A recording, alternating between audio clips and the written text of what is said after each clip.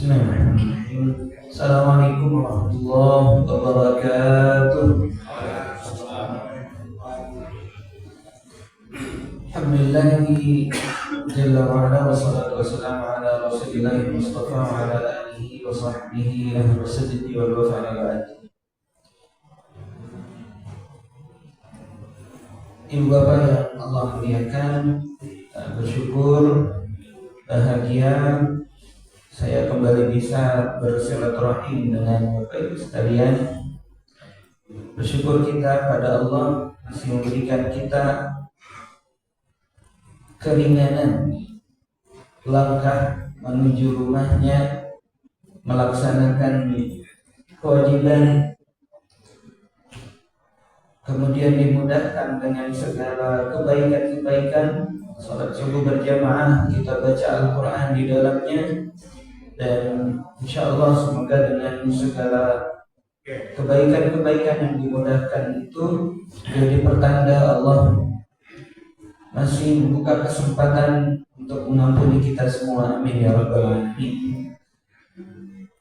Salam dan salam semoga tercurah senantiasa pada baginda Nabi Allah Muhammad sallallahu alaihi wasallam, segenap keluarga beliau, sahabat, dan semoga kita semua mendapatkan syafaat beliau dan syafaat Al-Quran. Amin ya rabbal alamin. Ibu bapak yang Allah muliakan, sehat semua ya Bapak Ibu?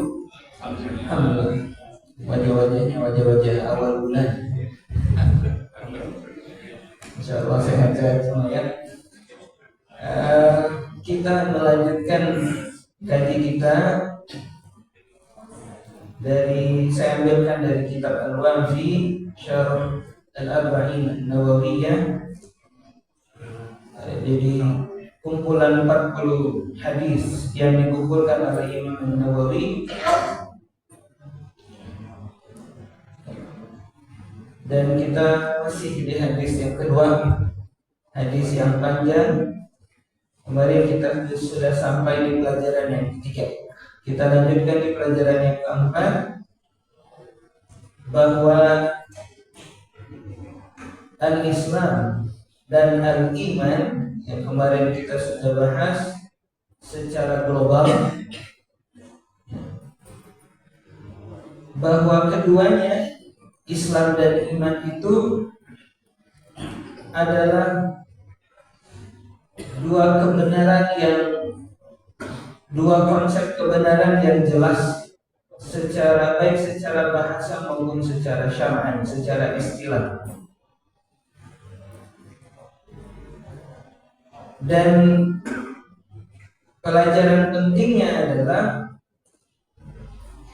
la ibrata bi imanin duna islamin kama la ibrata bi islamin duna iman. Kata mu'allif Al-Wafi ini, pelajaran pentingnya adalah kenapa disandingkan antara Islam dan iman ini di awal hadis yang kedua ini adalah di awal pembelajarannya. Yang disampaikan oleh baginda Nabi SAW ini adalah bahwa iman ini tidak berguna, begitu ya, kalau dia tidak ada Islam. Demikian sebaliknya, ya, tidak bermanfaat Islam kalau dia tidak didukung dengan iman. Jadi iman, ya, tidaknya baik, gitu ya, tapi tidak Islam, gitu. Tidak la ilaha illallah Muhammadur Rasulullah, gitu ya, tidak bermanfaat. Demikian juga sebaliknya. Jadi dia Islam tapi tidak ada iman, maka tidak bermanfaat. Karena keduanya ini harus saling berkaitan, begitu ya. Fala budda minal iman bil qalbi wal amal bil a'dha. Maka sudah seharusnya kita beriman dengan hati kita dan beramal dengan anggota tubuh kita. Maka para ulama itu merumuskan hakikatul iman itu menjadi tiga. Hakikat iman itu adalah tasdiqun bil qalbi, membenarkan dengan hati kita, wa iqrarun bil lisan, mengikrarkan dengan lisan, menyatakan dengan lisan kita, wa amalun bil arkan atau amalun bil jawari, dan beramal dengan anggota tubuh kita. Nah, iman ini harus ketiganya. Tidak bisa salah satu tidak dikorting. Ada yang misalnya menyatakan iman dengan lisannya, tapi tidak dengan hatinya, maka tidak diterima. Siapa yang diabadikan oleh Allah SWT yang menyatakan iman dengan lisannya tapi tidak dengan hatinya, ya tentunya yang di Al-Baqarah kita baca, wa minan nasi may yaqulu amanna billahi wal yawmil akhir wa hum la yu'minun. Ada orang yang mengatakan beriman tapi Allah nyatakan wa hum la yu'minun, mereka sebenarnya tidak beriman. Kenapa? Karena di hatinya tidak menyatakan iman, tidak membenarkan iman. Ada lagi yang Allah abadikan, Fir'aun juga itu. Fir'aun itu ternyata sempat menyatakan iman, sempat menyatakan diri masuk Islam. Kita bisa baca nanti di surah Yunus, فَلَمَّا أَدْرَكَهُ الْغَرَقُ قَالَ آمَنْتُ أَنَّهُ لَا إِلَهَ إِلَّا الَّذِي آمَنَتْ بِهِ بَنُو إِسْرَائِيلَ وَأَنَا مِنَ الْمُسْلِمِينَ. Jadi ketika lagi kelelep, bahasa kita kelelep ya, lagi berusaha muncul lagi di atas laut, tenggelam lagi, muncul lagi, tenggelam lagi. Maka apa yang terjadi pada Fir'aun? Allah abadikan. Dalam adrakahu al-gharq qala, dia berkata, Fir'aun ini berkata, amantu, saya beriman. Jadi Fir'aun itu sempat mengatakan beriman. Amantu annahu la ilaha illalladzi amanat bihi banu Israil. Tapi lisannya tidak bisa menyebut nama Allah. Yang dia bisa sebut adalah saya beriman kepada yang diimani oleh Bani Israil. Amantu annahu la ilaha illalladzi amanat bihi banu Israil. Saya beriman bahwa tidak ada yang patut disembah kecuali yang diimani oleh Bani Israil. Dan dalam hidupnya dia mengatakan ana rabbukumul a'la. Saya ini Tuhan paling tinggi. Tapi di akhir hayatnya dia sempat mengatakan itu. Wa ana minal muslimin, ditegasin lagi sama dia di ujung kalimatnya itu ya. Saya adalah orang yang berserah diri. Saya masuk Islam. Wa ana minal muslimin. Nah, tapi ya, karena ini hanya lisan, hatinya tidak, amalnya juga jauh, maka ini tidak diterima. Sebaliknya misalnya ada yang hatinya mah udah cenderung, amalnya juga mendukung, tapi lisannya sampai akhir hayat tidak kunjung bersyahadat, dan ini juga tidak bermanfaat. Siapa? Ini sangat dekat dengan Rasul Sallallahu Alaihi Wasallam. Beliau adalah paman Nabi Sallallahu Alaihi Wasallam, yaitu Abu Thalib.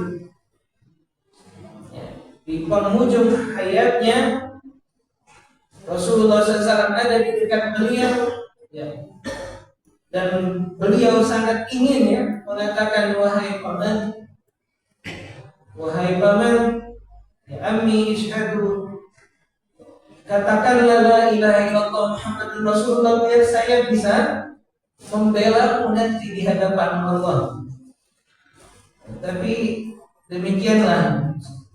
Jadi ada Rasulullah di dekat beliau, tapi ada juga syaitan-syaitan jahiliyah yang di dekat Abu Thalib itu mengatakan, apakah kamu mau meninggalkan agama nenek moyangmu dan seterusnya, hingga akhir hayatnya Abu Thalib tidak menyatakan, tidak mengikrarkan syahadat dengan lisannya. Nah, ini juga jadi tidak bermanfaat.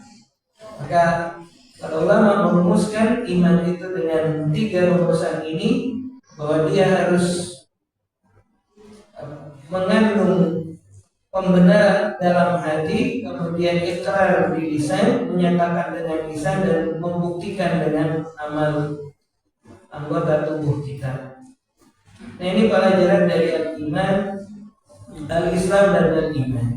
Keduanya harus berjalan beriringan. Ibu bapak yang Allah muliakan, dan ini juga yang sering diingatkan oleh para guru kita, para ulama, bahwa ketika kita sangat memperhatikan dari ibadah itu aspek zahirnya, maka jangan sampai kita lupa aspek batinnya. Jadi misalnya ketika kita sholat, apa aspek zahirnya dari sholat? Aspek zahirnya dari sholat adalah bacaan sholat. Kita baca dari mulai takbiratul ihram. Apa aspek zahirnya dari sholat? Ya, rukun, ya, syarat dan kewajiban, ya, semua itu kita lakukan. Tapi apa batinnya dari sholat ini? Apa lubus sholat, inti dari sholat itu apa yang harus diperhatikan, dan ini menjadi nilai sholat itu. Kata para ulama, amal batinnya sholat itu adalah al-khusyuk. Maka Allah tegaskan pada aflahal mu'minun alladzina hum fi salatihim khashi'un. Ya. Telah beruntung orang-orang yang al-mu'minun, orang-orang yang beriman, mereka yang di dalam salatnya khusyuk. Ini amal batin yang menentukan nilai salat itu, khusyuk. Lalu misalnya puasa, zahirnya puasa adalah menahan diri dari yang membatalkan puasa. Lalu apa batinnya puasa? Apa lubungnya puasa? Apa inti terdalam dari amal puasa kita? Adalah takwa, yaitu menjaga diri kita dari yang Allah haramkan dan melaksanakan apa yang Allah perintahkan. Demikian haji dan umrah. Haji yang sebagian saudara kita hari ini melaksanakan ke tanah suci, yang zahirnya amal haji ini adalah ihram, kemudian tawaf, nanti wukuf, sa'i, jimarat, lempar-lempar jumrah, dan semuanya itu. Dan lalu apa batinnya, amalan hatinya orang yang berhaji? Amalan batinnya orang yang berhaji adalah ta'zim sya'airillah, mengagungkan syiar-syiar Allah. Karena itulah yang lebih penting, yang harus muncul dalam, yang harus lahir di hati orang-orang yang melaksanakan ibadah haji tersebut. Ta'zimu sya'airillah. Dan itu juga lah yang kita lakukan di tanah air.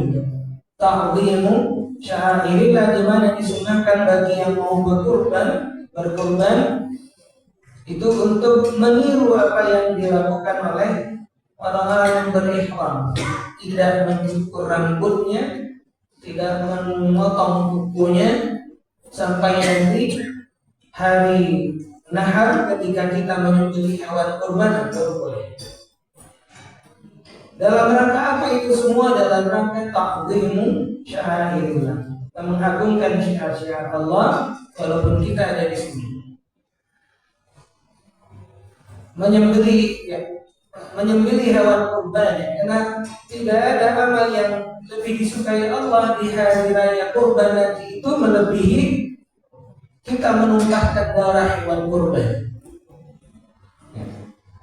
Maka karena ta'zimu sya'airillah ini juga sahabat-sahabat yang tidak mampu semisal Bilal, yaitu semisal Bilal bin Rabah, beliau tidak mampu membeli kambing. Dan ini tidak tercela kalau memang tidak mampu, karena yang Rasulullah ingatkan adalah yang punya kelapangan, punya kemampuan, punya kelapangan harta, tapi tidak mau berkorban. Adapun semisal Bilal bin Rabah tidak mampu beliau, namun hari itu tetap mau ikut serta ya dalam mengagungkan syiar-syiar Allah. Lalu apa yang beliau lakukan? Beliau ke pasar, beli 2 unggas, beli 2 ekor unggas. Kalau hari ini berarti 2 ekor ayam lah ya. Dipotong sama beliau, dimasak dua-duanya. Ya, 1 bagian beliau makan bersama keluarganya, 1 bagian lagi dibagi-bagikan ke tetangga-tetangganya yang notabene juga miskin juga. Nah, ini adalah dalam rangka apa?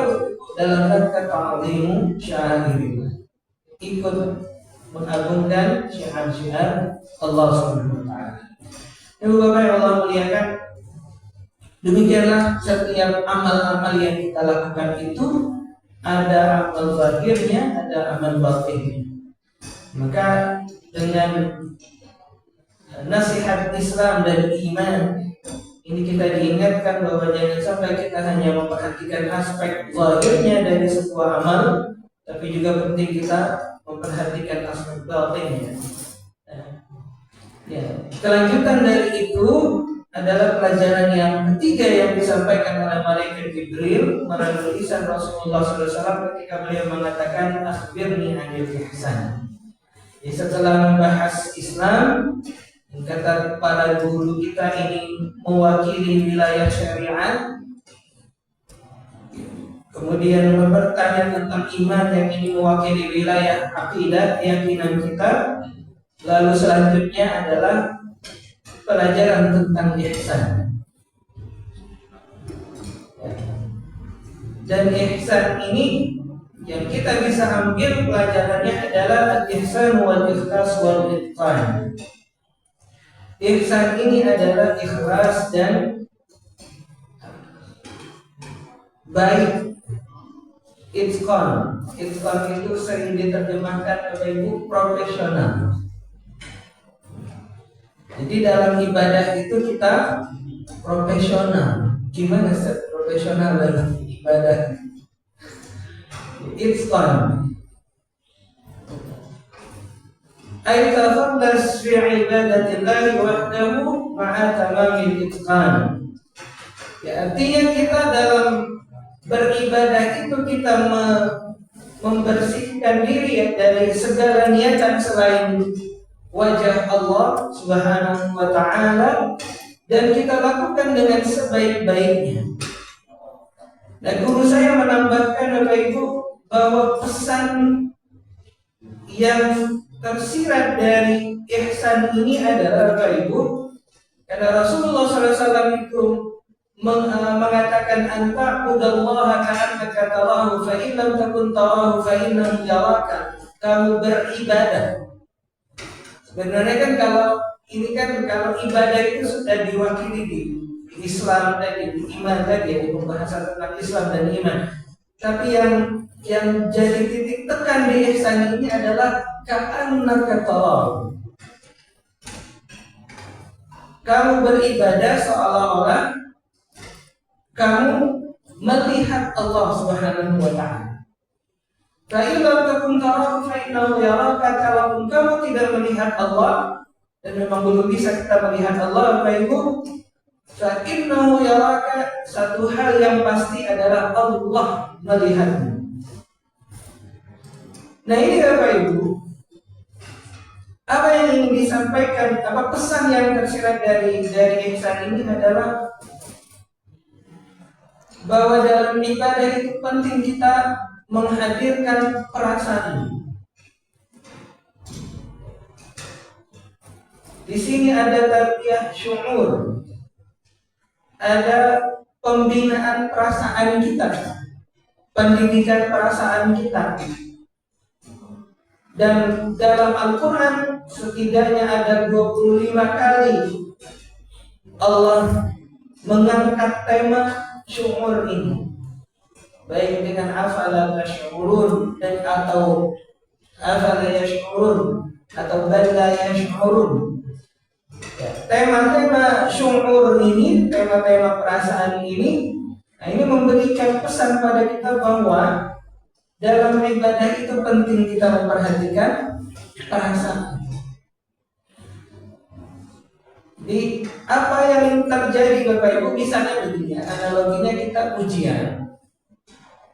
Ketika ujian itu pengawasnya Pak, gurunya itu yang ada di depan kita ini meja kita, gurunya di sini. Apa yang terjadi?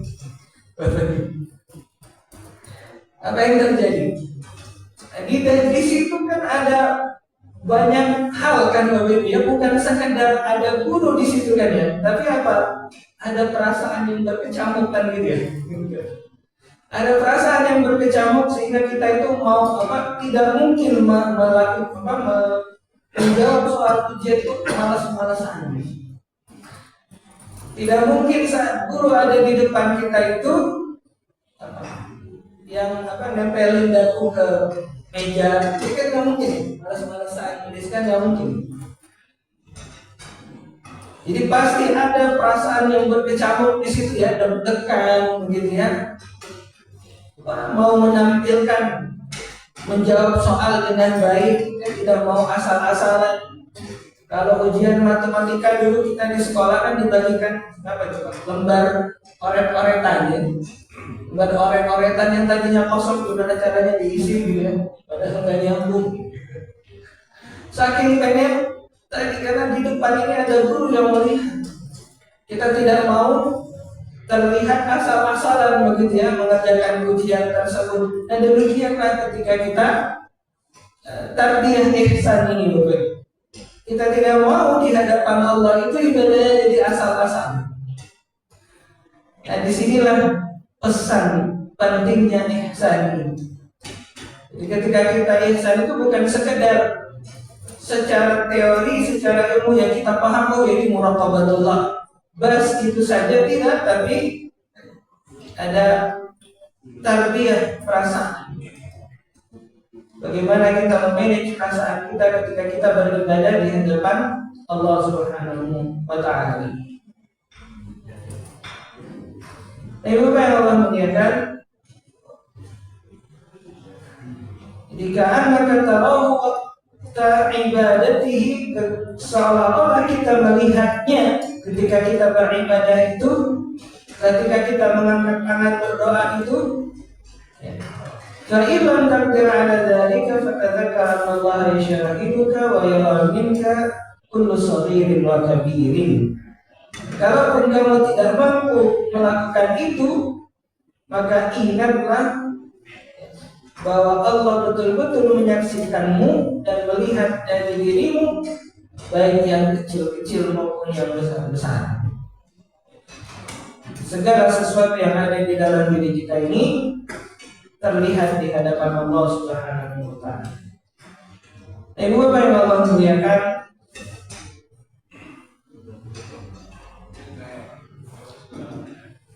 ini pelajaran dari ihsan. Lalu berikutnya, lanjutan hadis ini adalah pelajaran tentang as-sa'atu wa imaratiha,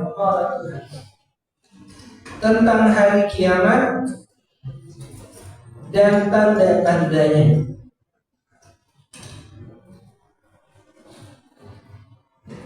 Di mana Rasulullah SAW itu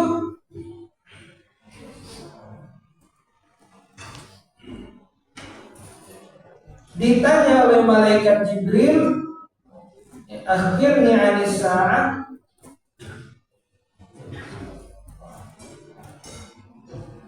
Dan beliau menjawab, "Mal mas'ulu anha bi'alama minas sa'il," menandakan bahwa ilmu tentang hari kiamat ini memang tidak diberitahukan oleh Allah Subhanahu wa taala kepada siapapun dari hamba-hambanya. Rasulullah menjawab terhadap pertanyaan Jibril ini, tidaklah yang ditanya lebih tahu dari yang bertanya.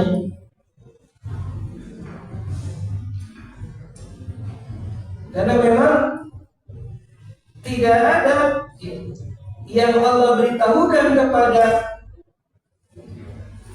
makhluknya, malakan kana aw rasulan, baik itu malaikat ataupun rasul, tidak ada yang Allah beritahukan.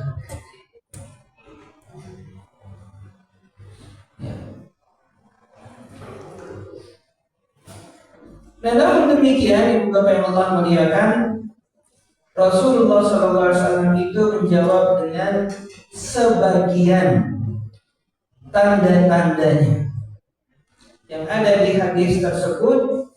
Setidaknya ada beberapa tanda-tanda yang beliau berikan. Adalah yang pertama, fasaduz zaman, hadirnya kerusakan di zaman. Fasaduz zaman, jadi munculnya zaman rusak, kerusakan timbul, wadha'ufal akhlaq, lemahnya akhlak, haitsu yabsuru uququl aulad, di mana makin banyaknya, makin tersebarnya anak-anak yang durhaka terhadap orang tuanya, anak-anak yang durhaka terhadap bapak-bapaknya, ibu-ibunya. Bahkan fayu'amilunahum mu'amalat as-sayyid li'abidihi, bahkan mereka itu berinteraksi dengan orang tuanya seolah-olah mereka tuan, orang tuanya ini hamba, pelayan.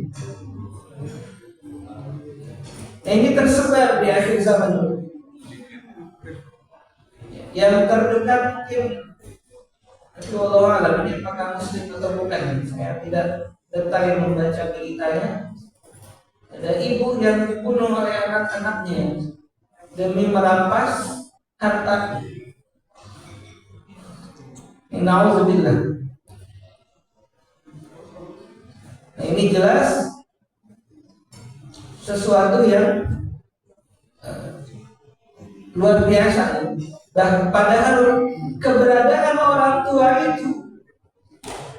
itu kalau tidak berlebihan, ya, kalau dibahasakan oleh para orang tua kita dulu itu sebagai keramat.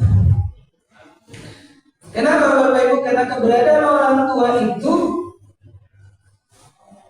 betul-betul mendatangkan berkah dan kebaikan.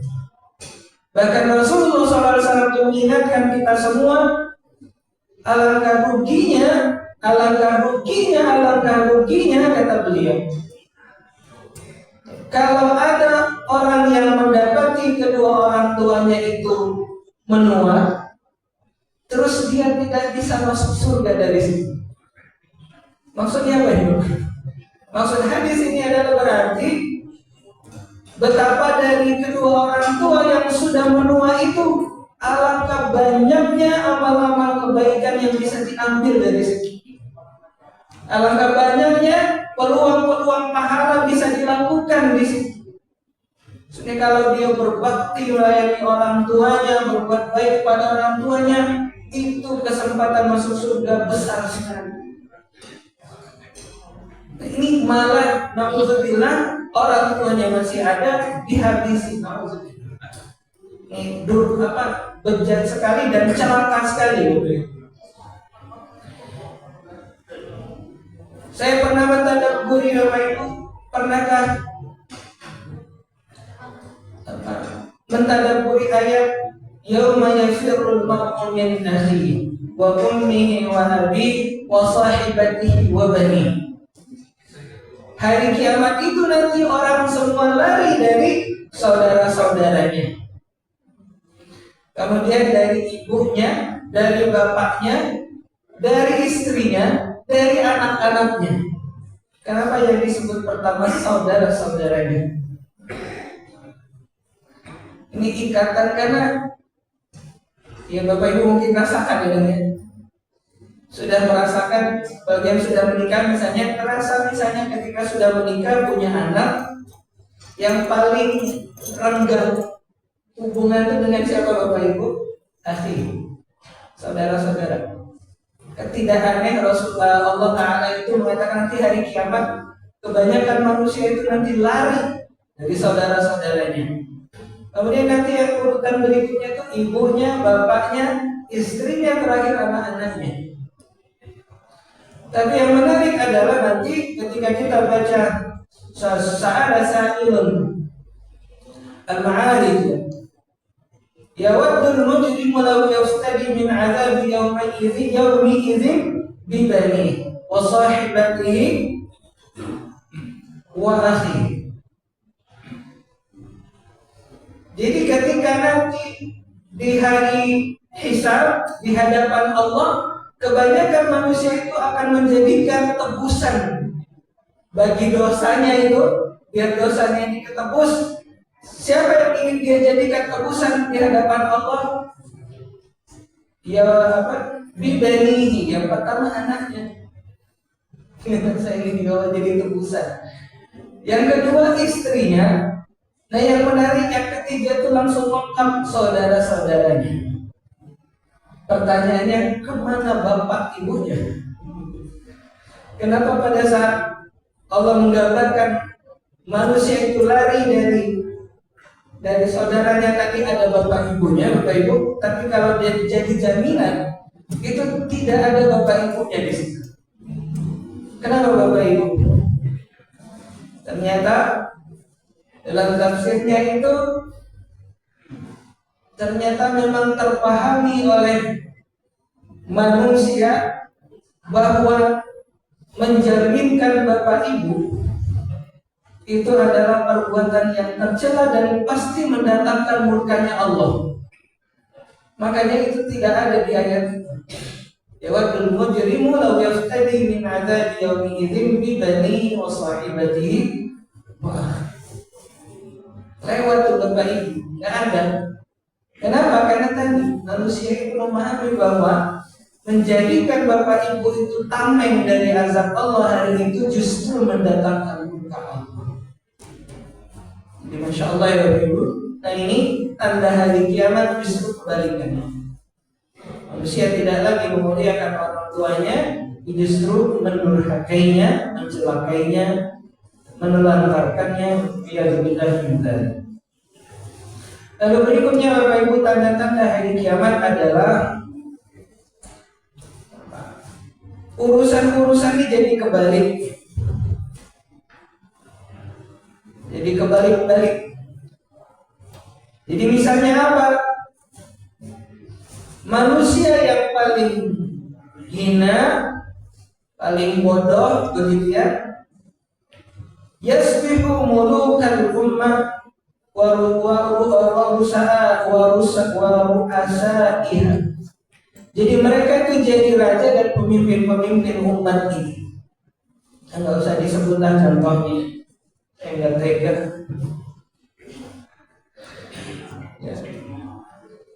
Wa tusnadul umur li ghairi ahliha. Banyak perkara urusan-urusan itu diserahkan kepada yang bukan ahlinya. Kemudian banyak harta yang terkumpul pada golongan tertentu dan sangat tidak ada, sangat kekurangan pada golongan tertentu. Jomplang. Harta itu nggak merata. Kemudian banyaknya atau maraknya pemborosan ini. Banyaknya pemborosan. Manusia itu berlomba-lomba dengan membangun gedung-gedung yang tinggi. Ya, hari ini kita lihat ya. di Dubai bikin Burj Khalifa 800 meter. Nanti nggak kalah, mau nggak mau kalah, ada Saudi bikin lagi Jeddah Tower, kabarnya mau 1000 meter, berarti 1 kilo ke atas. Ya Allah, kebayang gitu. Gimana itu ceritanya? 1 kilo ke atas. Ini ya tatawaluna fil bunyan. Padahal orang-orang Arab itu dulu dikenal sebagai apa? Sebagai orang-orang yang gak pakai sendal, gak pakai baju, kerjanya ngembala ternak. Maksudnya ini dulu di zaman dulu itu orang Arab ini yang gak ada di percaturan dunia gitu, gak ada yang jadi pemimpin. Tapi nanti di akhir zaman kamu akan lihat mereka berlomba-lomba mendirikan gedung. Udah mulai kelihatan sama kita ya Bapak Ibu. Kemudian banyaknya perhiasan-perhiasan manusia itu yang dibanyakin sama dia perhiasan-perhiasan ya.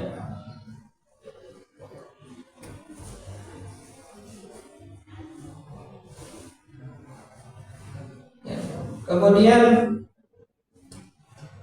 ya tatawaluna fil ayat. Terakhir itu tadi. Jadi wa antara hufatan uratan 'adatan ala asya'i yatatawaluna fil bunyan. Nah, inilah di antara alam tanda-tanda hari kiamat yang diberikan oleh Rasulullah SAW, dan masih banyak lagi di hadis-hadis lain. Kalau mau lebih lengkap bisa kita baca Riyadhus Shalihin bab terakhir. Bisa juga lagi nanti kalau mau lengkap kita baca An-Nihayah ya, ditulis oleh Al-Imam Ibnu Katsir. Ya. Jadi banyak lagi yang bisa kita baca. Yang terakhir berikutnya pelajaran dari hadis yang kedua ini adalah as-su'alu 'anil ilmi. Bagaimana kita itu mengajukan pertanyaan untuk membuka ilmu. Bahwa dianjurkan justru seorang muslim itu bertanya tentang apa-apa yang bermanfaat untuk dunia dan akhiratnya, dan meninggalkan pertanyaan apa yang tidak ada faedahnya. Memang gak ada faedahnya, nggak usah ditanyakan dari kamar gitu ya. Demikian juga dianjurkan bagi yang hadir di majelis ilmu dan dia merasa bahwa kayaknya audiens ini butuh dia tahu tentang masalah ini, dan itu tidak ditanyakan oleh satupun dari yang hadir, dia boleh bertanya. Dia bertanya untuk dalam rangka apa? Agar permasalahan tadi itu diketahui oleh yang lain. Nah, ini juga diperkenankan bertanya dalam rangka tadi ya, biar ilmu itu dipahami oleh hadirin, oleh para yang hadir di majelis tersebut. Nah, demikian ketika adabnya, ketika misalnya ditanya dan dia tidak tahu, belum tahu, begitu ya Bapak Ibu, maka dianjurkan baginya berkata la a'lam. Tinggal berkata saja ya, saya belum tahu, saya tidak tahu. Nah, demikian ketika Rasulullah SAW itu ditanya tentang hari kiamat, maka beliau menjawab al-mas'ulu anha ya'lamu minas sa'il. Memang beliau tidak tahu. Maka beliau menjawab yang bertanya tidaklah, yang ditanya tidak lebih tahu dari yang bertanya. Nah, Ibu Bapak yang Allah muliakan, pelajaran yang terakhir yang ke-8 dari hadis yang kedua Al-Arba'in An-Nawawiyah ini adalah bahwa bertanya itu adalah salah satu metode pendidikan. Jadi metode tanya jawab ini adalah metode tarbawiyah atau ada pendidikan, ada pembinaan yang terbukti berhasil ya, baik itu di zaman dulu maupun sampai dengan sekarang ya. Dan ini kita lihat akan banyak terdapat di hadis-hadis Nabi ya. Terulang berkali-kali bagaimana Rasulullah SAW itu seringkali melempar pertanyaan ya, kepada para sahabatnya, lalu kemudian memberikan ilmu. Ya. Kenapa jauh lebih menarik pertanyaan tanya jawab ini? Karena memang ini tanya jawab ini menarik perhatian bagi yang menyimak, dan ini tanya jawab itu juga menyiapkan akal kita itu untuk mencerna informasi yang akan disampaikan. Makanya tidak heran Bapak Ibu kalau yang sering ditonton oleh orang di sosmed hari-hari itu apa Bapak Ibu? Podcast ya. Podcast kan. Kenapa podcast? Karena podcast itu isinya tanya jawab. Podcast itu kan isinya tanya jawab. Nah, seringkali kenapa orang itu mau menonton dari awal sampai akhir? Karena tadi bisa jadi pertanyaan-pertanyaan yang disampaikan oleh moderatornya juga atau oleh hostnya itu, oleh pembawa acaranya itu mewakili pertanyaan kita, sehingga kita jadi betah begitu ya menonton tayangan tersebut dari awal sampai. Tapi intinya itu adalah metode tanya jawab. Dan di antara hikmahnya kata muallif al-Wafi ini adalah bagaimana tanya jawab itu bisa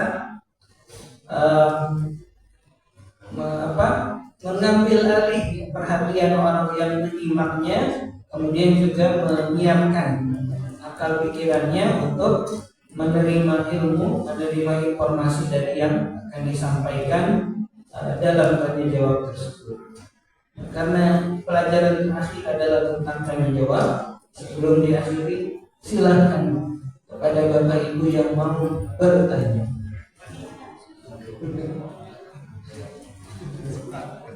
Ya, sudah.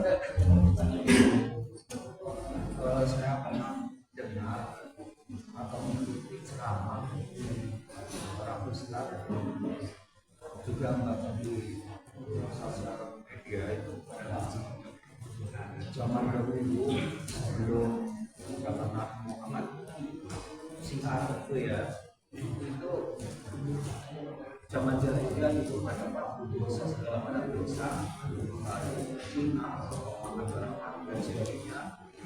Begitu baca saja, semua dosa itu akan diampuni. Nah, kemudian dikaitkan dengan sekarang dengan adanya gejala-gejala zaman akhir ada kegiatan ini. Contohnya seorang anak gerakan narkoba atau mungkin kehidupannya sehari-hari makan barang haram atau barang yang gratis haram atau tidak, anak tidak ketahuannya. Itu bagaimana cara mengatasinya supaya dapat ampunan. Contohnya seorang dapat harta dari mungkin modalnya kecil, tapi itu ada setengah haram, tapi tidak pasti dapat menjadi harta yang lebih berkembang biak dan kaya raya. Itu bagaimana supaya tidak tanggung dosa dari menggunakan barang yang haram tapi tadinya belum paham benar. Mungkin itu aja, mungkin penjelasan bisa membantu pertanyaan saya supaya apa yang dimaksud saya, pertanyaan saya bisa diterima oleh lakukan. Cukup dipahami. Jazakallah Pak. Ibu Bapak, ini ada pertanyaan dari seorang saudara kita, Bapak Basuki. Kalau orang dari sebelumnya belum Islam Islam begitu ya, kemudian dia melakukan berbagai kerusakan, riba segala macam, kemudian dia masuk Islam. Nah, masuk Islamnya itu menghapuskan semua kesalahan, dosa-dosa yang dia lakukan. Apakah itu demikian? Ya, demikianlah para sahabat itu, para salafun salih memahaminya, bahwa Islam seseorang itu menghapus kesalahan-kesalahan yang dia lakukan sebelum Islamnya. Nah, adapun yang sudah Islam melakukan tadi ya keburukan-keburukan, kerusakan-kerusakan, riba, kezaliman, makan uang haram dan seterusnya. Ya kan? Tapi sudah Islam nih gitu ya. Tapi dia melakukan itu karena tidak tahuan bagaimana cara melepaskan diri dari dosa.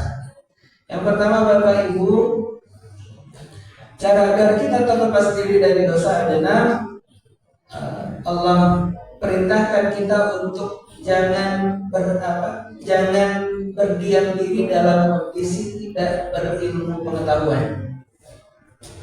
Gitu ya Pak.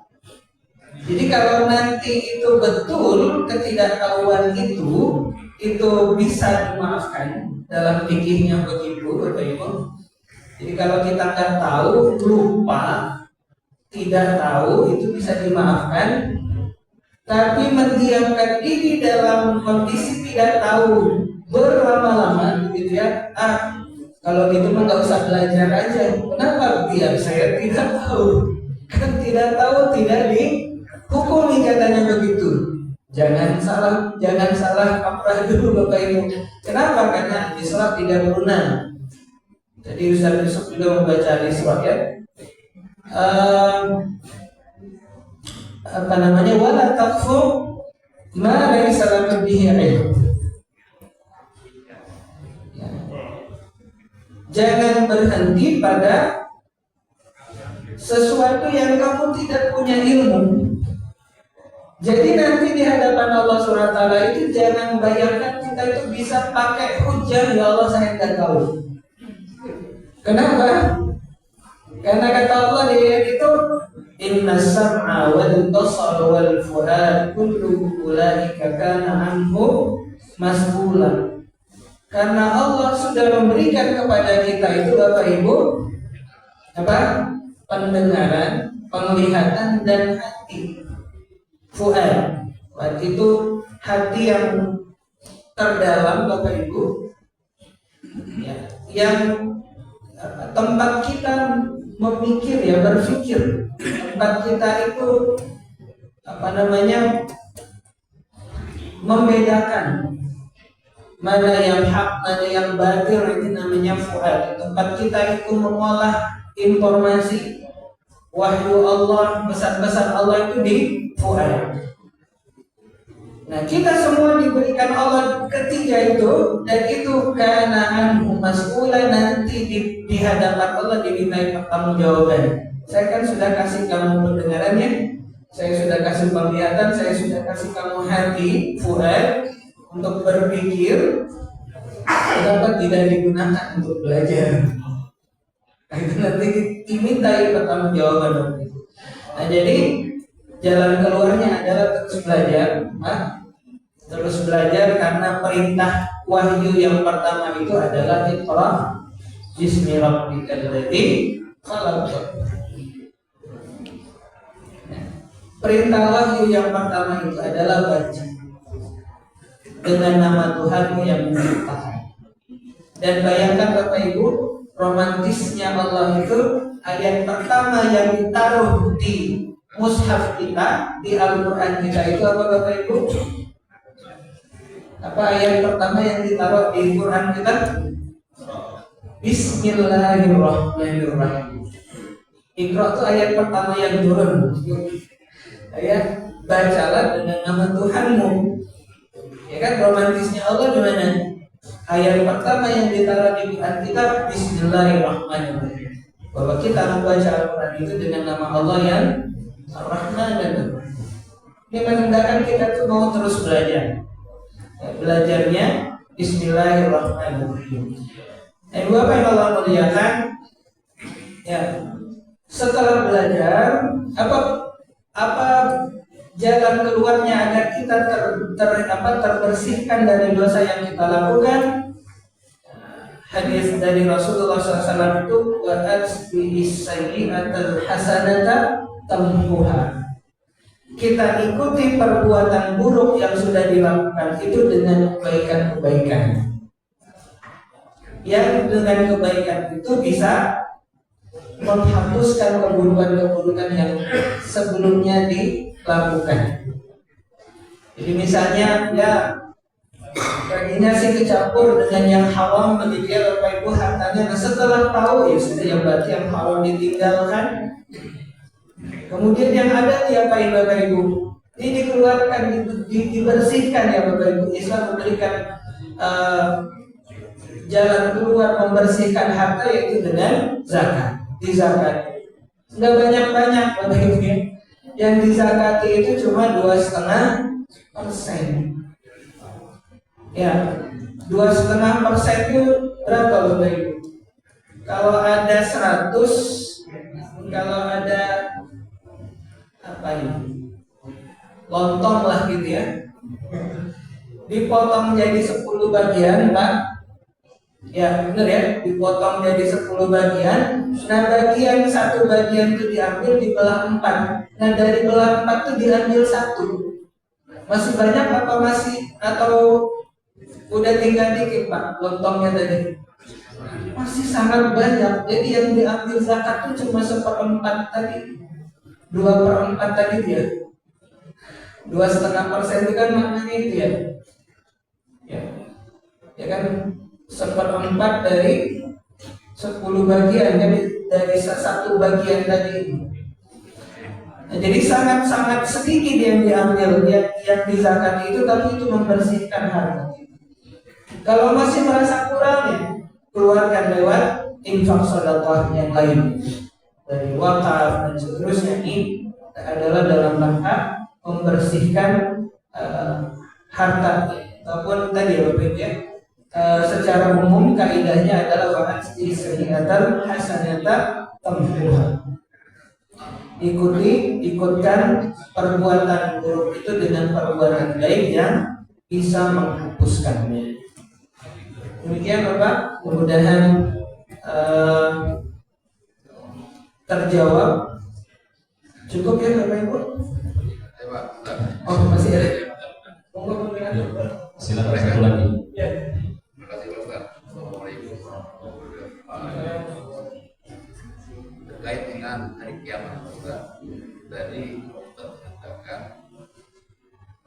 Rasul Nabi Muhammad SAW yang tidak tahu juga ya malaikat. Rasul juga dijamin oleh Allah bahwa akan masuk surga, gitu. Tetapi sering kita mendengar ayat ustaz yang lain atau ulama bahwasanya seseorang yang begitu banyak dosanya di akhir hidupnya masuk surga. Ada dua, apakah saya terlalu jauh mengartikan itu? Ini masuk ini kan berarti kejadian, kan dijamin berarti yang datang gitu. Nah pertanyaan saya Ustaz, apakah negara dunia ini sudah kiamat begitu? Karena masuk surga dengan dijamin, itu perbedaannya. Makasih Pak. Ya. Jawabannya adalah Bapak Ibu, tidak ada yang kan yang membuka surga itu nanti Rasulullah SAW. Artinya tidak ada yang masuk surga itu kalau belum Rasulullah masuk duluan. Dan umat yang lain itu Bapak Ibu tidak akan pernah masuk surga sebelum umat Nabi Muhammad SAW yang layak masuk surga udah masuk duluan dulu, baru umat yang lain boleh masuk. Nah, itu yang disampaikan oleh baginda Nabi SAW. Jadi kalau dari situ jelas berarti belum ada. Belum ada. Kalaupun misalnya tadi pemahaman apakah sudah ada yang masuk, kalau dijamin belum masuk, ya itu tadi jawabannya. Kalau dari hadis Rasulullah SAW tersebut, maka berarti seluruh Bani Adam itu belum ada yang masuk ke dalam surga yang Allah janjikan sebagai tempat pembalasan amal ini, bukan. Belum ada. Bahkan ada yang ketika membahas tentang tempat tinggal Nabi Adam sebelum ke dunia kan masuk surga ya. Kan uskun anta wa zawjukal jannah. Tinggallah kamu beserta istrimu al-jannah. Nah, al-jannah ini memang satu nama dengan al-jannah yang nanti di akhir zaman nanti itu, Pak. Tapi para ulama itu jumhur ya meyakini bahwa al-jannah yang pernah dimasuki oleh Nabi Adam itu sungguh berbeda dengan al-jannah yang nanti mau dimasuki. Namanya saja sama, tapi tempatnya berbeda. Kenapa? Salah satu jawabannya adalah beda karakteristiknya. Jannah yang akan kita masuki, surga yang akan kita masuki adalah darul jaza, tempat pembalasan amal. Sementara jannah yang ditinggali oleh Nabi Adam dan istrinya waktu itu adalah darul bala, tempat ujian. Nah, dua karakteristik berbeda ini menyatakan jannahnya beda. Jadi yang dikaitkan dengan hadis Rasulullah SAW tadi bahwa tidak ada yang masuk surga kalau Rasulullah belum masuk, dia berarti belum ada umat yang pernah masuk surga. Wallahu a'lam bishawab. Demikian, Pak. Iya, gimana Pak? Ya, cukup. Ya, saya rasa cukup dulu sekian ya.